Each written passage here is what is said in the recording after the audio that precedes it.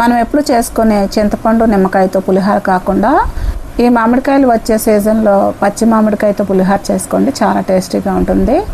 మరి ఈ పచ్చి మామిడికాయతో పులిహోర చేసుకోవడానికి ముందుగా ఒక మీడియం సైజు పచ్చి మామిడికాయ తీసుకొని దీనికి ఉన్న తొక్క తీసుకోవాలి.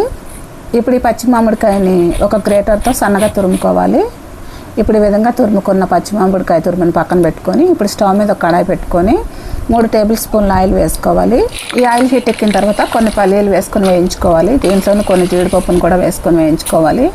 ఇప్పుడు 1 టేబుల్ స్పూన్ పచ్చిశనగపప్పు, 1 టేబుల్ స్పూన్ మినపప్పు, 1/2 టీ స్పూన్ జీలకర్ర, 1/2 టీ స్పూన్ ఆవాలు, సన్నగా కట్ చేసిన అల్లం ముక్కలు, పచ్చిమిర్చి, ఎండుమిర్చి, కరివేపాకు, కొంచెం ఇంగు వేసుకోవాలి. వీటిని అన్నింటినీ కూడా కొంచెం సేపు వేయించుకోవాలి. దీంట్లోనే కొంచెం క్యారెట్ తురుముని వేసుకొని పచ్చివాసన పోయేంత వరకు వేయించుకోవాలి. దీంట్లోనే మనం తురుముకున్న మ్యాంగో తురుమును కూడా వేసుకొని వేయించుకోవాలి. ఇప్పుడు దీంట్లో కొంచెం పసుపు, రుచికి తగినంత సాల్ట్ వేసుకోవాలి. ఇప్పుడు దీంట్లో ఉడికించిన రైస్ 2 కప్పుల వరకు వేసుకోవాలి. ఇప్పుడు ఈ రైస్ని దీంట్లో మొత్తం మిక్స్ అయ్యేటట్టు ఒకసారి బాగా కలుపుకోవాలి. ఫైనల్గా కొన్ని కొత్తిమీర ఆకులు వేసుకొని బాగా కలుపుకోవాలి. అంతేనండి, ఎంతో టేస్టీగా ఉండే మ్యాంగో పులిహోర రెడీ అయిపోయింది. మరి ఈ వీడియో మీకు నచ్చితే కనుక లైక్ చేయండి, షేర్ చేయండి, సబ్స్క్రైబ్ చేసుకోండి.